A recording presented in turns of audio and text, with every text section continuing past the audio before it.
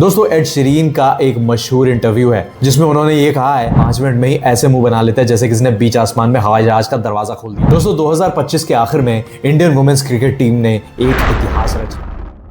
दोस्तों कार्तिक आर्यन की movie Chandu champion का वो मशहूर रील देखा है आपने, जिसमें एक्टर विजय राज कार्तिक आर्यन से कहते हैं, तूने कभी किसी ऐसे आदमी के बारे में सुना है जिसकी दोनों टांगे नहीं है लेकिन 310 किलो का वजन उठा लेता है? एक आदमी जिसकी एक टांग नहीं है लेकिन 5 फीट हाई जंप मारता है। एक औरत जिसके शरीर को ट्रक कुचल के निकल गया, दोनों हाथ पैर बेकार हो गए लेकिन वो गोल्ड मेडल जीतती है साइकिलिंग में। दोस्तों ये पहला आदमी है ईरान के पैरालंपिक पावर लिफ्टर सियामन रहमान, जिनके दोनों पैर नहीं है लेकिन उन्होंने रियो पैरालंपिक में 310 किलो वजन उठाकर इतिहास रचा और गोल्ड मेडल भी जीता।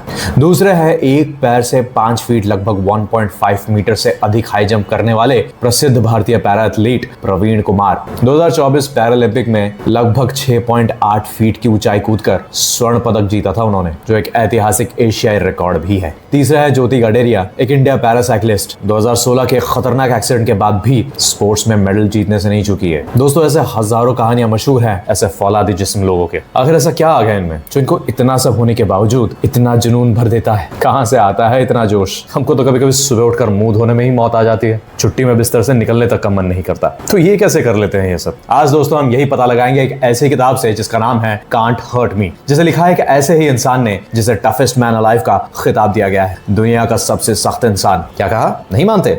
रुको जरा। दोस्तों अगर मैं आपको ये कहूं कि इस इंसान ने एक्सट्रीम एंड्योरेंस फीट्स परफॉर्म किए हैं, नेवी सील ट्रेनिंग जैसे दुनिया के सबसे दर्दनाक ट्रेनिंग्स को पूरा किया है और न जाने कितने अल्ट्रा मैराथन्स खत्म किए हैं, वो भी अपने दिल में छेद होते हुए भी, तो क्या आप इसे सच मानोगे? 2009 में रेस अक्रॉस अमेरिका के ट्रेनिंग के दौरान उनका हार्ट बीट अब नॉर्मल हो गया। डॉक्टर्स ने टेस्ट किया तो पता चला उनके दिल में एक छेद है। इनफैक्ट वो इस कंडीशन के साथ ही पैदा हुए थे। डॉक्टर शॉक में थे कि आखिर इंसान ये सब कर कैसे रहा था। दिल में छेद होने के साथ साथ इतने सारे मुश्किल परफॉर्मेंसेस। एक सीरियस कंजेनिटल हार्ट डिफेक्ट था जिसे एट्रियल सेप्टल डिफेक्ट कहा जाता है, मतलब दिल में छेद। इस वजह से उनके हार्ट की फंक्शनिंग सिर्फ लगभग 75% कैपेसिटी पर ही चल रही थी, जब तक 2009 में सर्जरी के थ्रू उसे रिपेयर नहीं किया गया। इस कंडीशन की वजह से हाई ऑल्टीट्यूड एक्टिविटीज और स्कूबा डाइविंग बहुत ज्यादा डेंजरस हो सकती थी, मगर फिर भी उन्होंने कई सालों तक इस अनडायग्नोज्ड डिफेक्ट के साथ एक्स्ट्राऑर्डिनरी एथलेटिक अचीवमेंट्स हासिल किए हैं। और दोस्तों इनके जिंदगी के चमत्कार सिर्फ यहीं खत्म नहीं होते।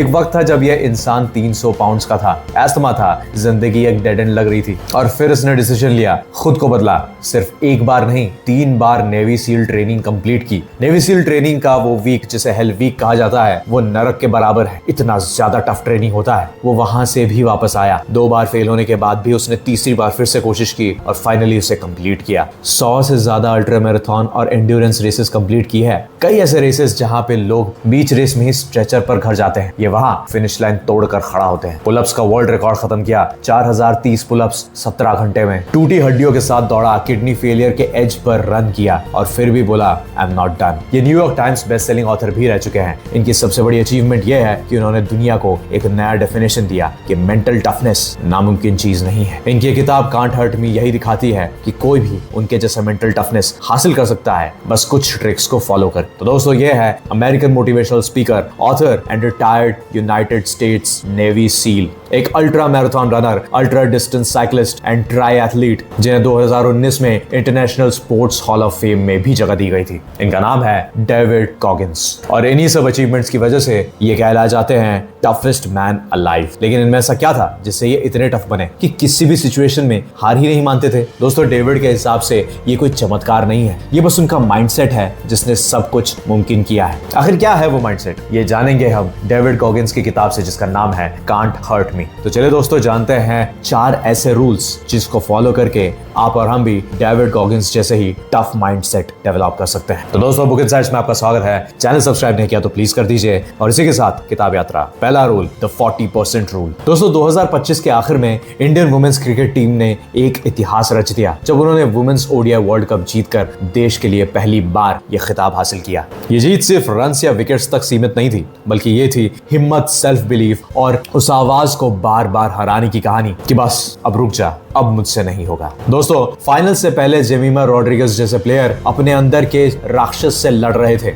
एंजाइटी, सेल्फ डाउट, और सोशल मीडिया क्रिटिसिज्म का प्रेशर। उन्होंने ये ओपनली बताया कि कैसे उन्होंने मेंटल लोड को ओवरकम किया और खुद से कहा कि मैं कर सकती हूँ, मैं कर दिखाऊंगी। दोस्तों, ये टीम ओवरनाइट वर्ल्ड चैंपियन नहीं बनी। ये सालों की मेहनत, पसीना, सेटबैक्स और डेली ग्राइंड का रिजल्ट था। प्रैक्टिस, लॉसेस और तकलीफों से लड़ना। दोस्तों, डेविड गॉगिंस कहते हैं इंसान की असली पोटेंशियल उस पॉइंट के बाद ही शुरू होता है जब उसके दिमाग को लगता है कि अब उसकी लिमिट आ चुकी है। अरे हम लोग रेस भागते हैं ना, 5 मिनट में ही ऐसे मुंह बना लेते हैं जैसे किसी ने बीच आसमान में हवाई जहाज का दरवाजा खोल दिया है। ओह माय गॉड, मैं तो थक गया, मैं तो डर गया, क्रैम्प्स आ गए। दोस्तों, ये सब इमोशनल नौटंकी है। डेविड गॉगिंस ये कहते हैं कि जब हम कहते हैं कि बस अब नहीं होगा, यूं समझ लो कि तुम बस अपने पोटेंशियल के 40% पे ही हो। बाकी का 60% पोटेंशियल तुम्हारे अंदर ऐसे चिल मार के बैठा होता है जैसे बॉलीवुड मूवीज में अर्जुन कपूर। तुम्हें लगता है कि मूवी खत्म हो चुकी है, नहीं ब्रो, ये तो बस ओपनिंग क्रेडिट्स है, पिक्चर तो अभी बाकी है मेरे दोस्त। दूसरा कॉन्सेप्ट, कुकी जार कॉन्सेप्ट। दोस्तों, ड्वेन जॉनसन ने अपने एक स्पीच में कहा है कि हर बार जब भी खुद पे डाउट हो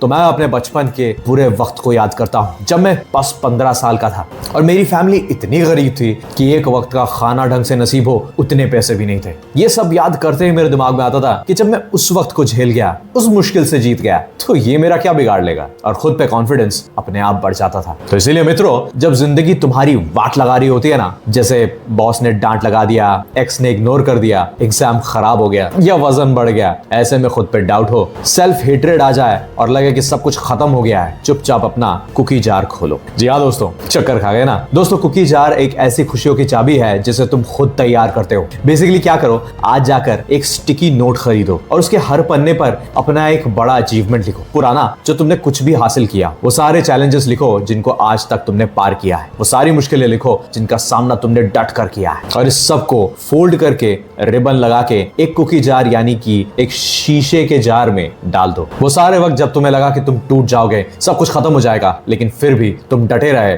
और उसके बाद सब कुछ ठीक हो गया, वो सारी चीजें अलग अलग पन्नों में लिखो, उसे फोल्ड करो, रिबन में बांधो, कुकी जार में डाल दो। अब ये जो जार है, ये लिटरली तुम्हारा पर्सनल अचीवमेंट रिकॉर्डर है। जब भी तुम्हारा मूड डाउन होना और लगे कि सब कुछ खत्म हो गया है, तब ये जार खोलना और वो नोट्स निकाल के एक बार पढ़ना जरूर। उन्हें पढ़ते ही तुम्हें लगेगा कि अगर पहले इतना सब कुछ झेला है तो आगे भी झेल लेंगे, जैसे वो खराब वक्त निकल गया, ये भी निकल जाएगा, कोई दिक्कत नहीं। और याद रखो, एक बार ये वक्त भी चला जाए जिस वक्त तुमने कुकी जार खोला, तो उसे भी लिखकर कुकी जार में जरूर डाल देना ताकि बाद के वक्त के लिए काम आए। तीसरा स्टेप, व्हाट इफ। दोस्तों, ये वाला जो स्टेप है ना, ये डेविड गॉगिंस का फेवरेट है। व्हाट इफ मतलब क्या हो अगर। नॉर्मल आदमी का ये क्या हो अगर यानी कि व्हाट इफ का क्वेश्चन कब कब आता है? ये सवाल अक्सर नेगेटिविटी में आता है। जब भी कुछ करने जाता है, व्हाट इफ मैं फेल हो गया, व्हाट इफ लोग हंसेंगे, व्हाट इफ मैं टूट गया, व्हाट इफ दर्द बढ़ गया, व्हाट इफ मेरी खिल्ली उड़ गई, मेरी बेइज्जती हो गई, व्हाट इफ मैं दोबारा कभी सर उठा के चल ही नहीं पाया। और ये सब सोचकर ही नॉर्मल इंसान रुक जाता है, ब्रेक लगा देता है और बोलता है छोड़ना यार, रहने दे। दोस्तों, डेविड गॉगिंस ने इसी व्हाट इफ को उल्टा पकड़ लिया। उसने पूछा, व्हाट इफ सब कुछ ठीक हो गया, व्हाट इफ मैं डटा रहा, एंड व्हाट इफ मैं जीत गया। जब भी उसे दर्द होती वो खुद से पूछता, व्हाट इफ मैं यहाँ रुकू नहीं, व्हाट इफ मैं इस दर्द के बाद भी आगे बढ़ता रहूं, व्हाट इफ मेरा दिमाग जो रो रहा है कि बस हो गया, ये सारा सब कुछ झूठ निकले, व्हाट इफ मैं ये प्रूव कर दूं कि मैं अपनी सोच से ज्यादा स्ट्रांग हूं। और दोस्तों, यही गेम पलट जाता है। डेविड गॉगिंस जैसे ही इतना सोचते हैं, उनमें उस पेन को झेलने की हिम्मत आ जाती है। उनके हिसाब से तुम्हारा दिमाग तुम्हें बचाने के लिए झूठ बोलता है, लेकिन ये सेफ्टी अलार्म होता है बस, कोई सच नहीं। तो जब दिमाग बोले बस, डेविड का क्वेश्चन रहता है व्हाट इफ एक और बार, और वहीं से वो नेक्स्ट लेवल में घुस जाते हैं। तो बेसिकली मुश्किलों को अवॉइड मत करो। जब भी मुश्किल आए, खुद से सवाल पूछो। दर्द आया, व्हाट इफ ये दर्द मैं 5 मिनट और झेल लूं। थकान आई, व्हाट इफ थोड़े और रेपिटेशन से मैं बाकियों से आगे निकल जाऊं। फेल हो गए, व्हाट इफ ये मेरी फाइनल स्टोरी नहीं, बस एक चैप्टर हो। व्हाट इफ मैं एक बार और कोशिश कर दूं और जीत जाऊं। जब भी दुनिया बोले बेटा तुमसे ना हो पाएगा, व्हाट इफ मैं इन सबको गलत प्रूव कर दूं। चौथा step, failure as a teacher. दोस्तों, एड शीरन का एक मशहूर इंटरव्यू है जिसमें उन्होंने ये कहा है कि आज के टाइम में दुनिया की जो हालत है ना, उसमें सबसे ज्यादा जो बात मुझे इरिटेट करती है वो ये है कि अब कोई फेलियर के बारे में बात ही नहीं करता। जैसे फेलियर कोई शर्मनाक हरकत है, जैसे उसे छुपा देना चाहिए, दबा देना चाहिए। कोई ये नहीं पूछता कि इस फेलियर से हमने सीखा क्या। सबको बस सक्सेस देखना है, और सक्सेस की बात हो तो हर कोई शोर मचाता है। लेकिन सच ये है कि सक्सेस तो फेलियर्स के बीच से ही निकल कर आता है। 15 बार फेल हो तभी एक बार सक्सेस आता है। फेलियर एक ऐसा शब्द है जिससे लोग डरते हैं। बचपन से हमें ये सिखाया गया है कि फेल होना शर्मनाक है। टेस्ट में F आ जाए तुम लेजी हो, गेम हार जाओ तुम लूजर हो, प्रमोशन ना मिले not good enough. Society fail को स्टोरी का डी एंड मान लेती है और एक फेलियर का टैग लगा देती है। लेकिन डेविड गॉगिंस के लिए फेलियर दी एंड नहीं है, बस एक फ्यूल है उनका। उनकी कहानी शुरू ही फेलियर से होती है। स्कूल में फेल होना, लर्निंग प्रॉब्लम्स, चीटिंग, रिलेशनशिप का टूटना, बॉडी का 300 पाउंड तक पहुंच जाना और नेवी सील जैसे ट्रेनिंग के हेल वीक में 2 बार ड्रॉप आउट होना। कन्वेंशनल स्टैंडर्ड से देखा जाए तो गॉगिंस जितने ज्यादा सक्सेसफुल हुए हैं उससे कहीं ज्यादा तो फेल हुए। लेकिन दोस्तों, दुनिया उनके सक्सेस को याद रखती है, उनके फेलियर्स को नहीं। भले ही तुम 100 बार फेल हो जाओ, लेकिन एक बार सक्सेस में ही तुम्हारी पूरी कहानी पलट जाती है। लेकिन याद रखो कि वो एक बार का सक्सेस भी 100 बार फेल होने के बाद ही आता है। लगातार फेल होने का दम रख पाओ, उसके बाद ही सक्सेस दिखती है। डेविड गॉगिंस कहते हैं, फेलियर तभी डेंजरस होता है जब तुम उसे पर्सनल बना लेते हो। जब तुम ये सोचते हो कि मैं फेल हो गया इसका मतलब मैं एक फेलियर हूं, लेकिन डेविड सोचते हैं कि मैं फेल हो गया इसका मतलब मैं सीख रहा हूं। I am not a failure, I am a learner. दोस्तों, इसी माइंडसेट से उन्होंने एसबैप के टेस्ट पास किए, पुल अप का वर्ल्ड रिकॉर्ड तोड़ा और नेवी सील ट्रेनिंग के हेल वीक को 3 बार फेस करने की हिम्मत भी मिली। फेलियर उनका दुश्मन नहीं था, बल्कि उनका टीचर था जो उन्हें ऐसी चीजें सिखाता था जो सक्सेस कभी नहीं सिखा पाया। दोस्तों, दुनिया में हर कोई फेलियर को अवॉइड करने की कोशिश करता है। Safe jobs, safe routine, safe workout, पर जब फेलियर का चांस ही नहीं लोगे तो ग्रोथ का चांस कहां से आएगा? इसीलिए फेलियर से मत डरो, दोबारा कोशिश करो। ज्यादा से ज्यादा क्या होगा, फिर से हार जाएंगे, लेकिन व्हाट इफ हम जीत जाएं? तो दोस्तों, आज के लिए बस इतना ही। उम्मीद है आपको आज की समरी अच्छी लगी होगी और आप भी डेविड के जैसे सख्त मेंटालिटी डेवलप करने में कामयाब हो जाओगे। अगर किताब आपको खरीदना है तो लिंक आपको डिस्क्रिप्शन में मिल जाएगा। वीडियो पसंद आया तो लाइक शेयर कमेंट करें, चैनल में नया है तो प्लीज सब्सक्राइब करें। मिलता है अगले वीडियो में, तब तक के लिए पढ़ते रहिए, आगे बढ़ते रहिए। जय